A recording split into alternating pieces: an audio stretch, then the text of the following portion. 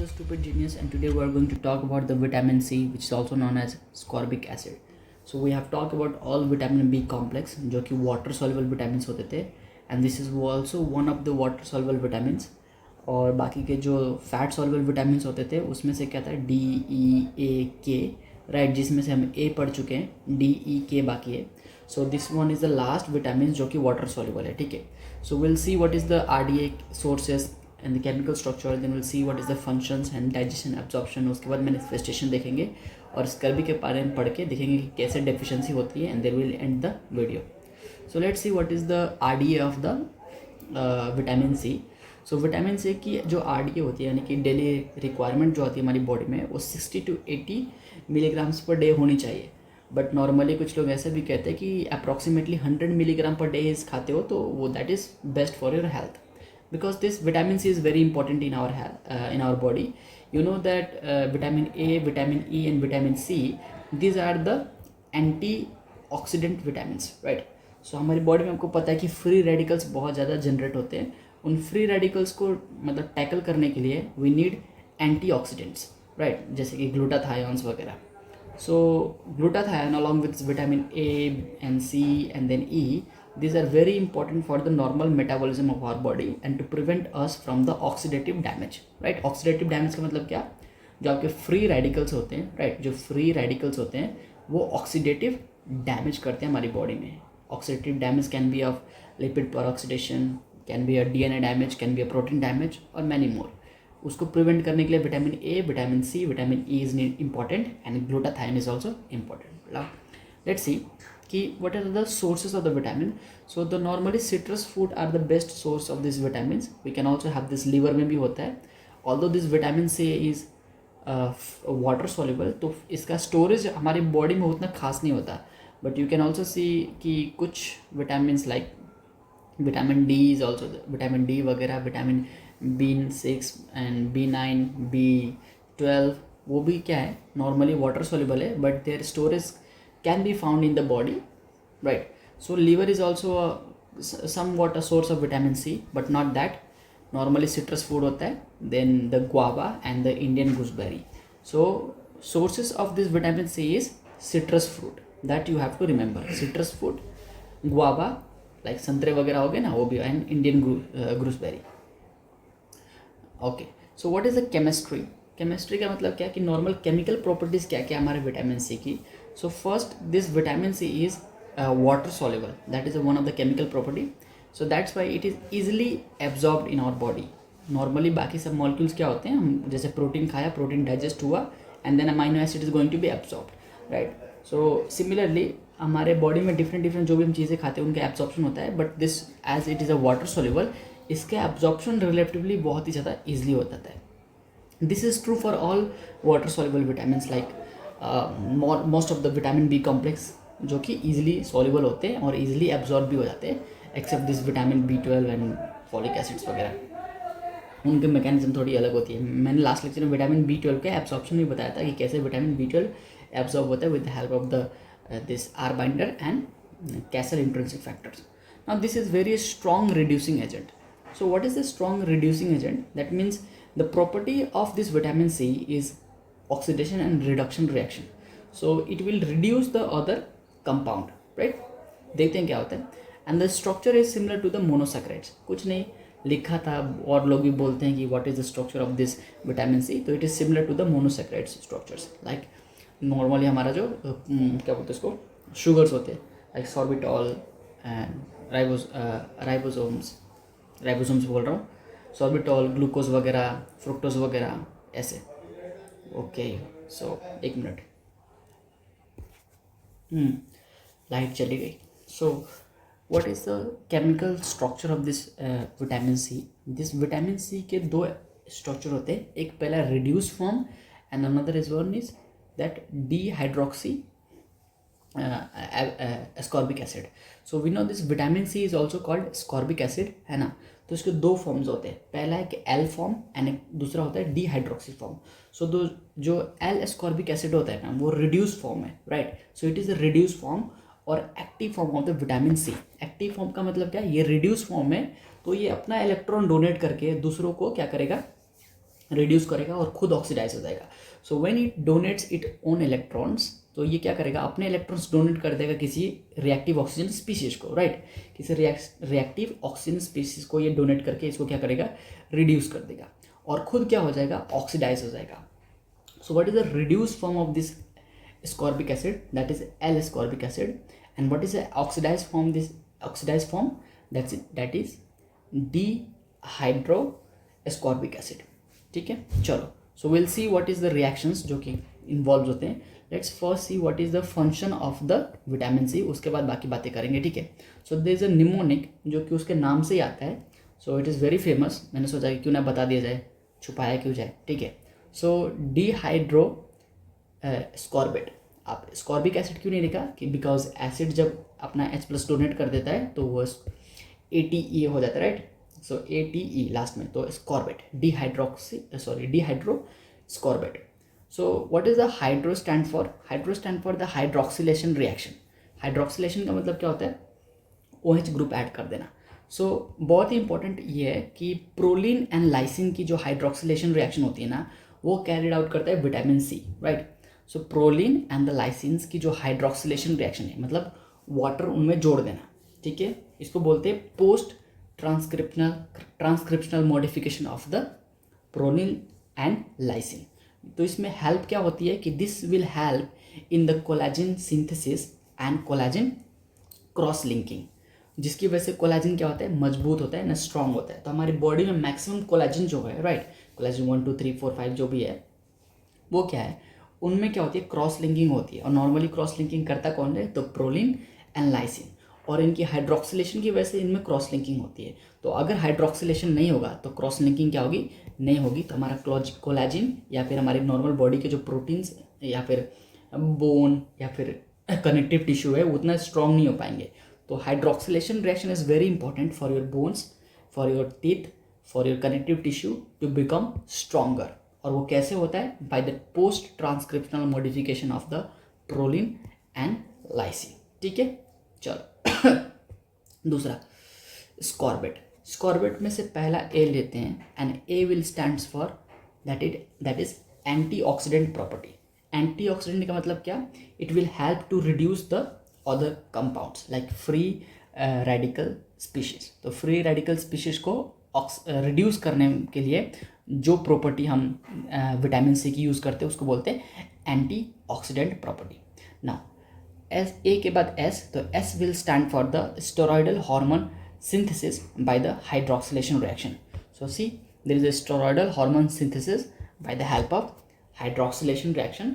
और इसके साथ हम बोल सकते हैं कि it will help in the neurotransmitter synthesis. जो dopamine and then serotonin and epinephrine, norepinephrine थे, वो दूसरे अमाइनो एसिड में भी इंपॉर्टेंट थे, like vitamin 6, B6, and they are also important in the vitamin C, क्योंकि उनकी सिंथेसिस में भी क्या करता है, विटामिन सी हेल्प करता है. So steroidal hormone synthesis by the hydroxylation reaction. ठीक है, अभी ये देख लो, मैं ऊपर फिर से एक बार कराने वाला हूँ. ठीक है, पूरा टेबल बना के रखा है मैंने, वो मैं बनाता हूँ टेबल. ठीक है, what is C stand for, तो C stands for the collagen synthesis and it prevents the cataract. Sir collagen synthesis तो समझ आ गया, हाइड्रोक्सिलेशन रिएक्शन से होगा. इट प्रिवेंट द कैटरैक्ट का मतलब क्या, देखो हमारी जो आंखों में नॉर्मल एक ओल्ड एजेस में प्रॉब्लम होती है कैटरैक्ट, उसमें देखने में प्रॉब्लम होती है, राइट. तुमने फिजियो में पढ़ा भी होगा. सो अगर विटामिन सी की कमी होती है ना तो कैटरैक्ट होने लगता है. पर if there is vitamin C you will not have this cataract, so it will prevent the cataract formation in the old age. ठीक है. now ascorbate, C तक पढ़ लिया, and OR stands for the oxidation reduction reaction in the cytochrome, that is electron transport system or electron transport chain. So OR stands for the oxidation and reduction reaction. Now what B stands for, it stands for the bone formation. Again I will say that it will help in the collagen synthesis.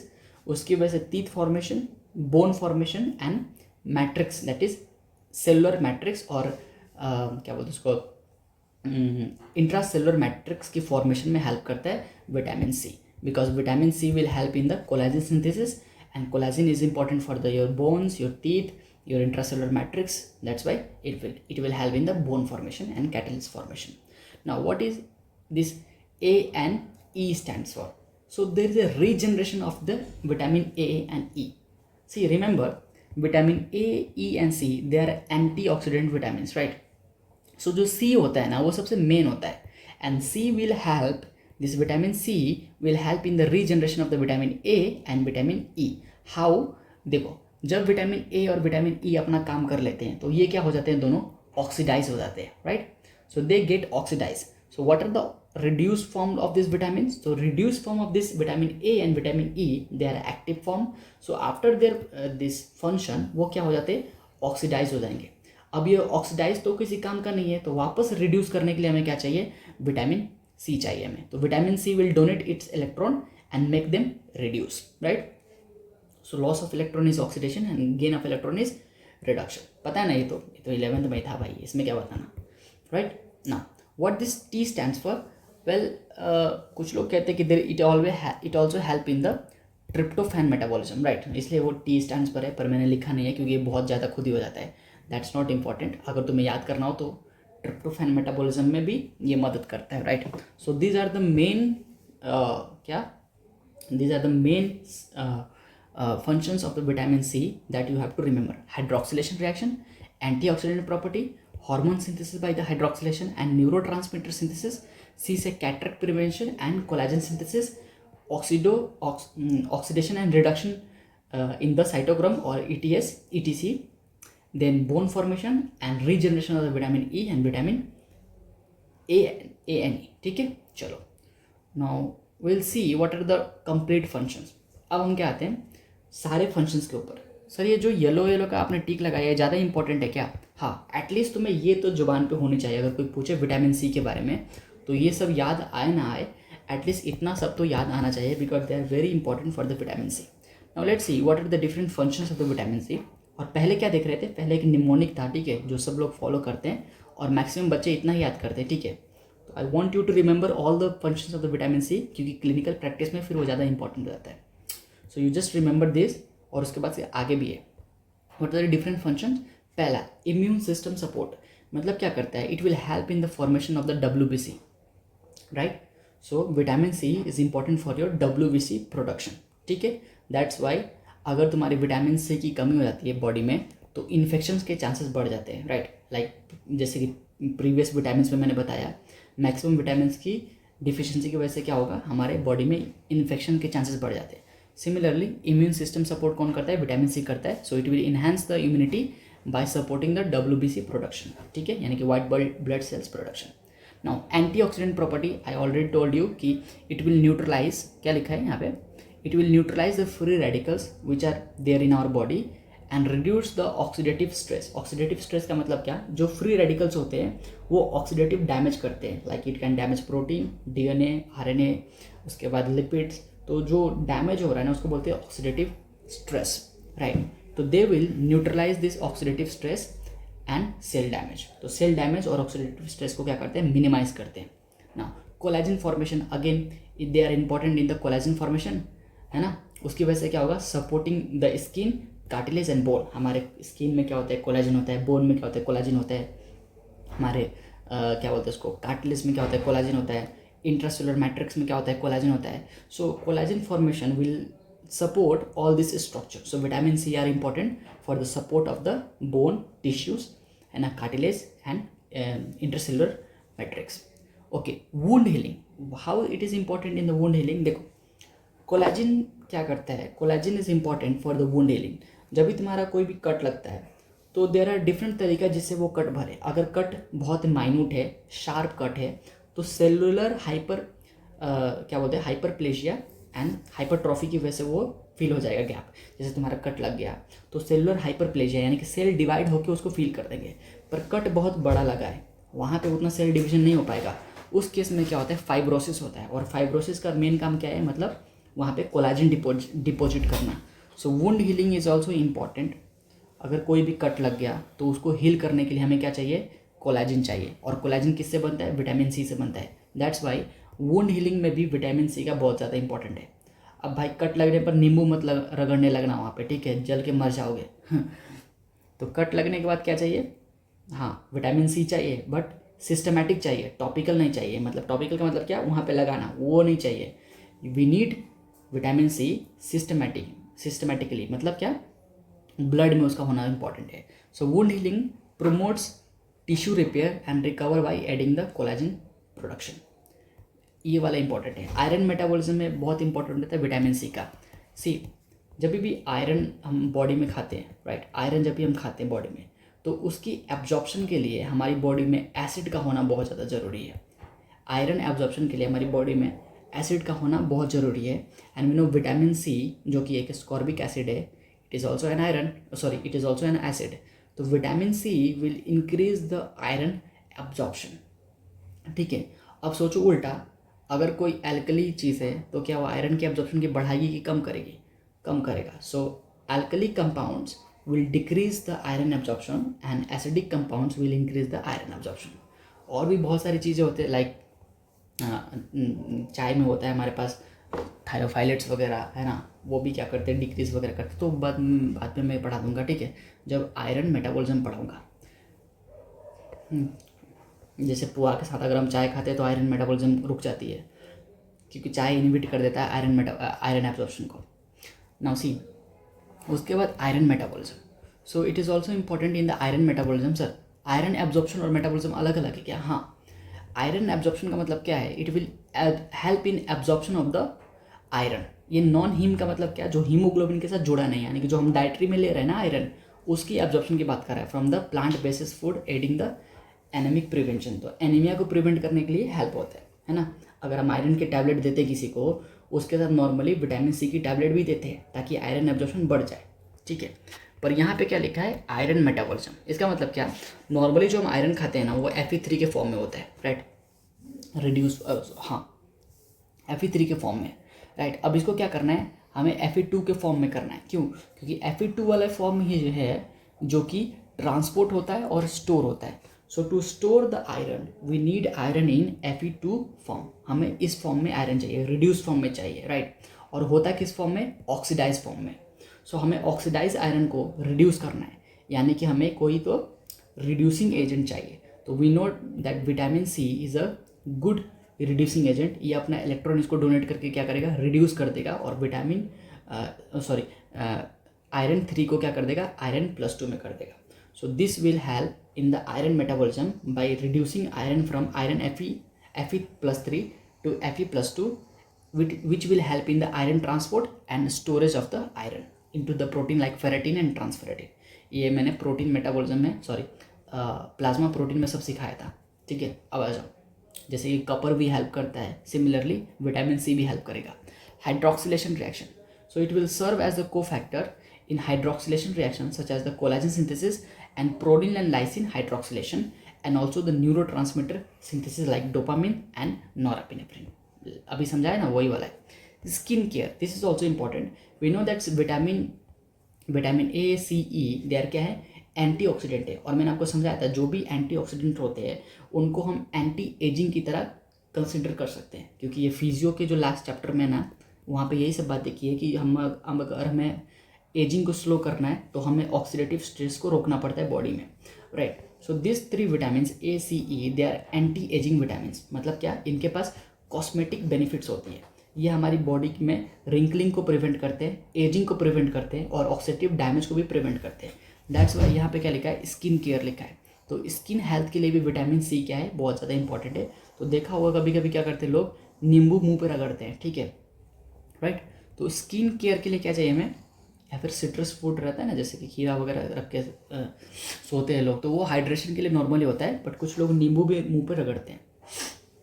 So skin care के लिए क्या चाहिए, it will reduce the wrinkle and protect against UV damage and use when use as a topical और ingested form. बताए ना, topically जब हम अपने स्किन पे अगर लगाते हैं तो इट विल इंक्रीज द, क्या, हमारे स्किन की हेल्थ को इंक्रीज करता है। कैसे, by reducing the wrinkles and protecting from the UV rays। okay, it has also cardiovascular क्या बोलते हैं इसको, कार्डियोवास्कुलर बेनिफिट्स। वो क्या होता है, अब सी, मैंने आपको क्या बताया जब मैं आपको लिपोप्रोटीन मेटाबॉलिज्म पढ़ा रहा था, लिपोप्रोटीन मेटाबॉलिज्म, उसमें मैंने सिखाया था कि जो LDL होता है बॉडी में, वो LDL क्या होता है, ऑक्सीडाइज होता है। सो LDL गेट ऑक्सीडाइज, और उसकी वजह से क्या होता है, फॉर्मी सेल्स बनते थे, है ना, फॉर्मी सेल्स बनते थे जो कि मैक्रोफेज LDL को खा के बनता था। और फॉर्मी सेल्स एक्यूमुलेट होने के बाद क्या बनते थे, एथेरोस्क्लेरोसिस और प्लैक की वजह से क्या होता है, हार्ट अटैक आता है।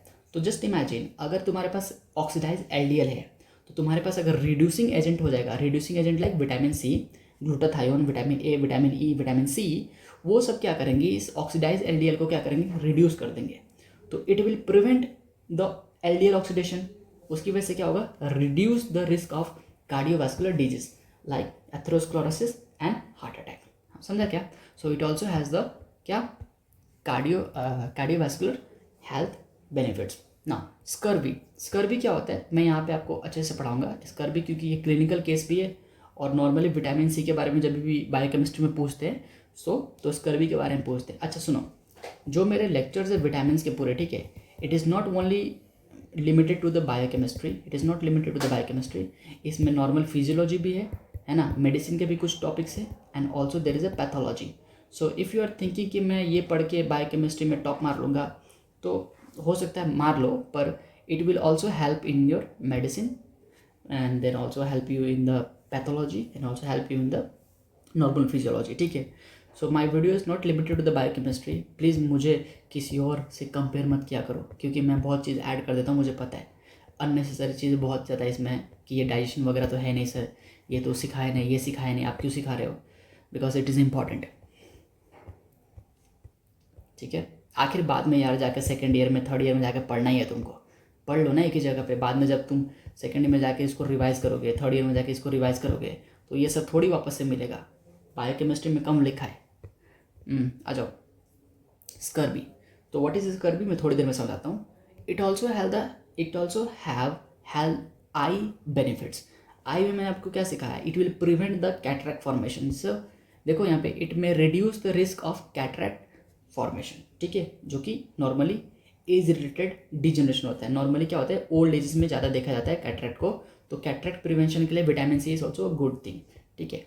एंटी इन्फ्लेमेटरी इफेक्ट कैसे होगा, जो इन्फ्लेमेटरी मार्कर्स है ना, इन्फ्लेमेटरी मार्कर्स, उनको रिड्यूस कर देता है, लाइक इंटरल्यूकिन्स, लाइक ब्रेडिकाइनिन्स, लाइक क्या बोलते हैं उसको, ल्यूकोट्रिन्स। सो उनको क्या करते हैं, रिड्यूस करता है। So it will help in the reducing of the inflammation. So vitamin C is also helping the reducing the inflammation, ठीक है। तो ये सारे हो गए क्या, benefits of the vitamin C। Scurvy में पढ़ाता हूँ। स्कर्वी पढ़ाने से पहले मैं आपको क्या सिखा रहा हूँ, एक दो रिएक्शंस देख लो जो कि इंपॉर्टेंट होता है आपका मैकेनिज्म। अगर बायो में या सॉरी अगर आपको शॉर्ट नोट आता है, राइट, और आपको सबसे मेन जो विटामिन C है उसका मेन प्रॉपर्टी दो ही है, एक तो एंटीऑक्सीडेंट, दूसरा हाइड्रोक्सिलेशन। तो हाइड्रोक्सिलेशन तो आप पोस्ट क्या बोलते हैं उसको, post transcriptional modification of the proline and lysine लिख दोगे। एंटीऑक्सीडेशन के लिए ये वाली चीज़ें लिख के आना, मैं सिखाता हूँ, बहुत आसान है। सपोज व्हाट इज़ दिस, ये रिएक्टिव ऑक्सीजन स्पीशीज़ है। कोई भी स्पीशीज़ जो कि एक रिएक्टिव ऑक्सीजन है, यानी कि उसका एक फ्री इलेक्ट्रॉन ऑर्बिट में घूम रहा है, तो वो बहुत ही ज़्यादा क्या है, रिएक्टिव है। और ये हमारा विटामिन C जो कि एक्टिव फॉर्म में ये होता है एल एस्कॉर्बिक एसिड। अब ये क्या करेगा, it will donate it electron, right, it will donate it electron and make it a neutral compound. तो सी जो ये रिएक्टिव ऑक्सीजन स्पीशीज था वो क्या हो गया, एक न्यूट्रल कंपाउंड हो गया। और जो हमारा विटामिन C था यानी कि एल एस्कॉर्बिक एसिड, वो क्या बन गया, वो बन गया oxidise form of the vitamin C। और ऑक्सीडाइज फॉर्म को क्या बोलते हैं, डिहाइड्रोस्कॉर्बिक एसिड। समझा क्या? सो दिस इज हाउ हमारा जो विटामिन C है it will show its antioxidant properties. और दूसरा क्या इंपॉर्टेंट है कि regeneration of the vitamin E and A कैसे होता है। So see here is vitamin E, right, और विटामिन E में क्या ले रहा हूँ, रेडिकल वाला फॉर्म ले रहा हूँ। सी मैंने आपको क्या बताया, विटामिन E क्या है, एंटीऑक्सीडेंट है, यानी कि एक इसका रिड्यूस फॉर्म होगा और एक इसका ऑक्सीडाइज फॉर्म होगा। तो जो रिड्यूस फॉर्म है वो इंपॉर्टेंट होता है, पर जो ऑक्सीडाइज फॉर्म है यानी कि रेडिकल फॉर्म है वो इंपॉर्टेंट नहीं होता। तो हमें इसको रीजनरेट करना है। तो रीजनरेट करने के लिए क्या करेंगे, अगेन सेम प्रोसेस, जो हमारा एल एस्कॉर्बिक एसिड है और active form of the vitamin C है वो क्या करेगा, अपना इलेक्ट्रॉन इसको क्या करेगा, डोनेट करेगा। तो ये जो रिड्यूस फॉर्म है, सॉरी ऑक्सीडाइज फॉर्म है, ऑक्सीडाइज फॉर्म क्या हो जाएगा, रिड्यूस फॉर्म हो जाएगा। So see this is the reduce form और active form of the vitamin E. अब विटामिन ई क्या हो गया, एक्टिव हो गया, और जो हमारा active form of the vitamin C था वो क्या हो गया, रिड्यूस फॉर्म यानी कि अनएक्टिव फॉर्म, जो जिसको हम बोलते हैं डिहाइड्रोस्कॉर्बिक एसिड। समझा क्या? तो मेन काम क्या है इसका, इलेक्ट्रॉन को डोनेट करना। ठीक है, अब देखो जो मोटी मोटी बात आपको याद रखनी है, रिड्यूस फॉर्म कौन सा है, L ascorbic acid. So this is biologically active form acting as an antioxidant by donating its electron. और वो इलेक्ट्रॉन कैसे डोनेट कर रहा है, सी ऐसे, 2 hydrogen and 2 electron, 2 hydrogen atom यानी कि प्रोटॉन एंड 2 इलेक्ट्रॉन डोनेट करके, और क्या बनाएगा, डिहाइड्रोस्कॉर्बिक एसिड बनाएगा टू न्यूट्रलाइज फ्री रेडिकल्स। समझा क्या? So that's the mechanism. और जो ऑक्सीडाइज फॉर्म है उसको क्या बोलते हैं, डिहाइड्रोस्कॉर्बिक एसिड। और वो कैसे बनता है, वो बनता है when this L ascorbic acid loses this 2 electron, है ना, and it can reduce back, यानी कि जो ये डिहाइड्रोक्सी कोलेट है ये वापस इसमें बन जाएगा कैसे, आफ्टर गेनिंग द इलेक्ट्रॉन्स, है ना। और एंजाइम कॉल्ड ग्लूटाथायोन। ग्लूटाथायोन क्या करता है बॉडी में, इसका काम भी क्या होता है, रिड्यूसिंग एजेंट की तरह। सो अब हमारा जो एल एस्कॉर्बिक एसिड है वो क्या हो गया, ऑक्सीडाइज हो गया। तो एल एस्कॉर्बिक एसिड वापस कैसे बनेगा, it can reduce back to the L ascorbic acid via body enzyme that is glutathione. समझा क्या? तो ग्लूटाथायोन विटामिन सी को वापस रीजनरेट कर देता है। समझा क्या? चलो, अब ये यही लिखा है कि both are interchangeable form in one another. ठीक है, अब सुनो, जो आप खाना खाते हो, राइट, सिट्रस फूड वगैरह खाया तो बॉडी में गया, और नॉर्मली जाने के बाद क्या होता है, इलियम में इसका एब्जॉर्प्शन होता है। और इलियम में एब्जॉर्प्शन कैसा होता है, तो सोडियम डिपेंडेंट एक्टिव ट्रांसपोर्ट से एब्जॉर्प्शन होगा। मतलब क्या, कोई भी वाटर सॉल्युबल ये जो है ना, हम इसको कैसे अपनी बॉडी में ले रहे हैं, सोडियम डिपेंडेंट एक्टिव ट्रांसपोर्ट, यानी कि सोडियम के साथ विटामिन सी भी ट्रांसपोर्ट होता है। ठीक है, अब ये ब्लड में चला गया, कोई इंपॉर्टेंस नहीं है इस बात का। ठीक है, कोई इंपॉर्टेंस नहीं है, ऐसे ही लिख दिया था मैंने। So it goes to the blood. अब ब्लड में जाने के बाद 2 चीज़ें हो सकती है, या तो वो डिफरेंट ऑर्गन में जाए फॉर देयर फंक्शंस, या फिर अगर ज़्यादा हो गया एक्सेस में, अगर आपने 20 नींबू खा लिए, है ना, तो क्या होगा, so the excess will convert into the oxalic acid, है ना। ऑक्सैलिक एसिड में क्या होगा, कन्वर्ट होगा, मेटाबोलाइज्ड होके। सो एस्कॉर्बिक एसिड क्या फॉर्म होता है, ऑक्सैलिक एसिड में फॉर्म होता है।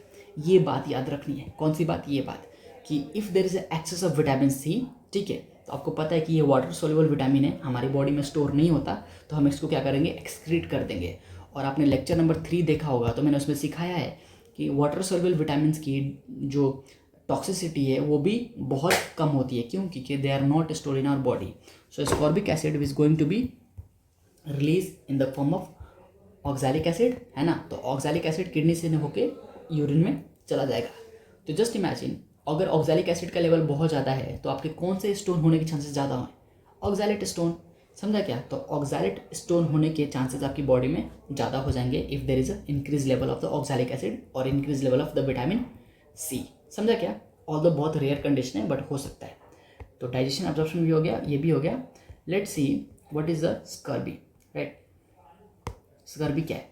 So it is a deficiency of the vitamin C. अगर आपकी बॉडी में विटामिन सी की डेफिशिएंसी हो गई तो ये बीमारी होती है, राइट। कौन सी? स्कर्बी।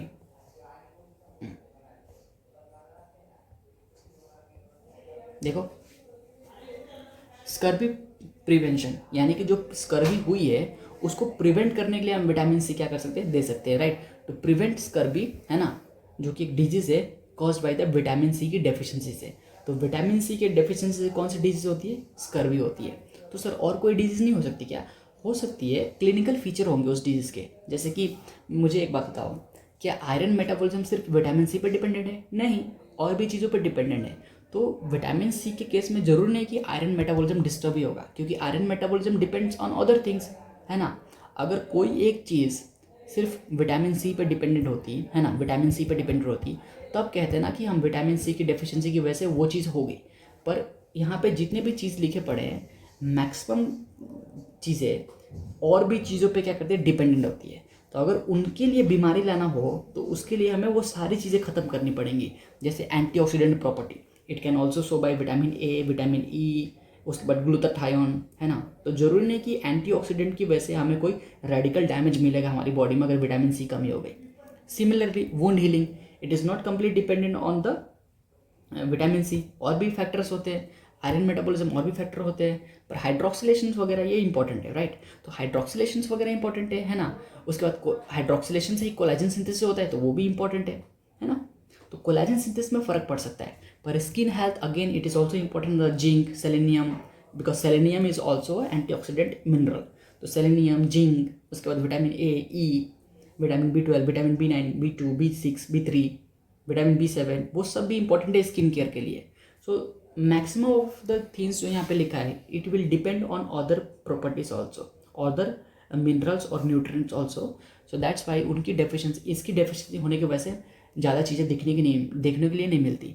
पर एक चीज़ जो होता है स्कर्बी, और वो पूछते भी हैं तो व्हाट इज स्कर्बी। तो scurvy is a clinical condition in which there is a deficiency of the vitamin C. So if there is a deficiency of the vitamin C, clinical feature क्या होगा, there is a gum bleeding. You can see there is a gum bleeding, right? Gum bleeding, अब सुनो, gum bleeding के साथ हमारे पास क्या होगा, collagen synthesis का लेवल क्या हो जाएगा, कम हो जाएगा। तो कोलेजन क्या हो जाएगी, कम हो जाएगी। उसकी वजह से होगा tooth loosening and may loss the tooth, यानी कि जो गम्स है ना, पहले तो वो ब्लीड करेंगे, उसके बाद ये लूज हो जाएंगे, और लूज होने के बाद जो इसमें टीथ होगा वो बाहर निकल जाएगा। तो टूथ लूजनिंग एंड उसके बाद may loss you teeth. Then delay wound healing. अब सुनो, डीले वुंड हीलिंग क्यों है, वुंड हीलिंग हो रही है पर डीले हो रही है। डीले क्यों, क्योंकि कोलेजन का सिंथेसिस क्या हो गया, खराब हो गया। किसकी वजह से, विटामिन सी की वजह से। तो विटामिन सी की वजह से कोलेजन सिंथेसिस होता है, राइट।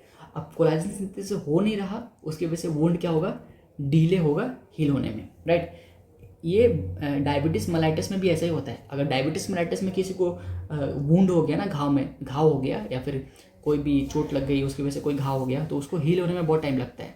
इसको बोलते हैं डायबिटिक फुट, और उस केस में उसको काटना पड़ता है। मैंने खुद 2 केसेस देखे अभी तक हमारे सर्जरी वाले वार्ड्स में, जिसमें डायबिटिक नेप्रोपैथी जो थी, सॉरी डायबिटिक फुट जो था, उसमें उनका दोनों पैर काटना पड़ा था। पहले एक काटा, फिर दोबारा दूसरा काटा, क्योंकि वो ठीक नहीं हो रहा था। उसका शुगर लगभग 300 इतना था, 325 के आसपास उसका शुगर हुआ करता था रोज, ठीक है। अब सुनो, देयर इज ऑल्सो कंडीशन है ना, जिसमें क्या होता है, क्रॉक स्क्रू टाइप का हेयर हो जाता है। तो सपोज आपके अगर हेयर्स जो है, राइट, नॉर्मली अभी स्ट्रेट है, पर वो अचानक से गोल गोल होने लग गए, इसका मतलब कि आपको बॉडी में विटामिन सी की डेफिशिएंसी होने लगी है। समझा क्या बोल रहा हूँ, कि विटामिन सी की जो डेफिशिएंसी है ना, स्कर्बी, तो ये गम ब्लीडिंग, वुंड हीलिंग है ना, ये सब तो होगा ही। साथ में क्या होता है, there is a curling of the hair और क्रॉक स्क्रू हेयर। तो अगर किसी के बाल सीधे हैं और अचानक से टेढ़े टेढ़े होने लगे, that means he is having और she is having the vitamin C की डेफिशिएंसी, राइट। दूसरा, bruising, petechiae, purpura and ecchymosis. देखो, ब्रूजिंग का मतलब होता है जैसे कि चोट लग जाती है ना, तो रेड आपको जैसे अगर चाटा मार दूँ मैं, तो पूरा लाल लाल हो जाएगा, और वहाँ पे छोटे छोटे डॉट्स भी दिखते हैं, दैट इज़ ब्रूजिंग्स वगैरह। और छोटे छोटे कभी कभी रेड डॉट्स आते हैं, ब्रूजिंग्स। पेटिकी होता है मतलब ब्लीडिंग, सुपरफिशियल ब्लीडिंग। परप्यूरा का मतलब ये होता है ब्लीडिंग, पर लार्ज अमाउंट में ब्लीडिंग। और इकाइमोसिस होता है इंटरनल ब्लीडिंग, या फिर आपको जैसे कि ये सब का मतलब ये ब्लीडिंग होता है। ये है ब्लीडिंग डिसऑर्डर। ये क्या है, ब्लीडिंग डिसऑर्डर्स। इसमें क्या होता है, आपकी ब्लीडिंग अचानक से होने लगती है, या फिर रुकती नहीं है, या फिर आपके वेसल्स खराब हो जाते हैं। अच्छा, वेसल्स खराब होने का एक सबसे मेन रीज़न क्या है, कोलेजन। अगर आपकी बॉडी में कोलेजन का लेवल कम हो गया ना, तो आपके वेसल्स जो है ना, आर्टरीज, वेन्स, वो वीक हो जाते हैं, और उसकी वजह से क्या होता है, वेसल्स डीजनरेट होते हैं, या फिर वेसल टूट जाते हैं, और prone to injury. So vessels become prone to injury, that's why will see bruisings, petechiae, purpura and ecchymosis. So these are the clinical features of the scurvy. This is the clinical feature of the scurvy, and this is the clinical feature of the scurvy. So what is scurvy? It is a clinical condition in which the vitamin C level is decreased. उसकी वजह से क्या होगा, gum bleeding, tooth loosening, may lose you tooth, है ना। उसकी वजह से वुंड हीलिंग डिक्रीज हो जाएगा, क्रॉक स्क्रू हेयर हो जाएगा, देन क्या बोलते हैं उसको, bruising, purpura, ecchymosis and petechiae. So these are the clinical condition of the scurvy. Now let's see how you are going to have the vitamin deficiency. Like जैसे मैंने विटामिन ए में आपको क्या समझाया था, इफ़ यू वांट, है ना, to right something, अगर कि डेफिशिएंसी कैसे होता है, सो जस्ट राइट दिस, सब कुछ सही हो जाएगा. सोचो, कोई भी चीज़ की आपकी बॉडी में डेफिशिएंसी क्यों होती है, जब आपकी डाइटरी इंटेक्ट अच्छी ना हो. और वो डाइटरी इंटेक्ट नॉर्मली क्यों होता है, क्योंकि इंडिया में बहुत लोग गरीब है. So poverty is one of the reason.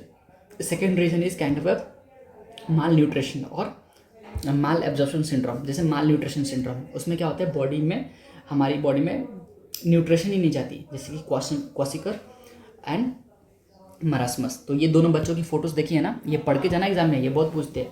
So kwashiorkor and marasmus, these are the conditions of the malnutrition. उसमें क्या होता है, बॉडी में न्यूट्रिशन ही नहीं जाता, तो डाइटरी इंटेक्ट ही खराब होती है। तो इसमें क्या होता है, मल्टीपल विटामिन, उसके बाद कैलोरीज एंड प्रोटीन की डेफिशिएंसी होती है, इसलिए बच्चे ऐसे होते हैं।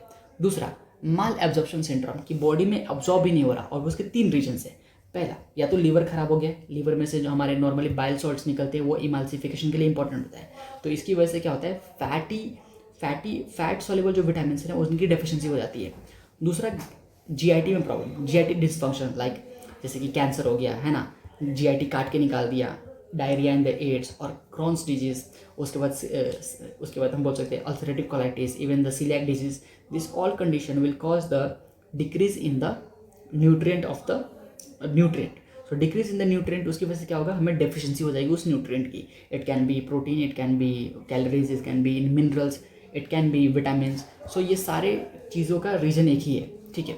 दूसरा, your pancreas may be damaged, it can B because of the pancreatitis और कैंसर। सो उसकी वजह से हमारे एंजाइम्स रिलीज होना बंद हो जाएंगे, लाइक लाइपेज, अमाइलेज, ये सारे एंजाइम्स रिलीज होना बंद हो जाएंगे।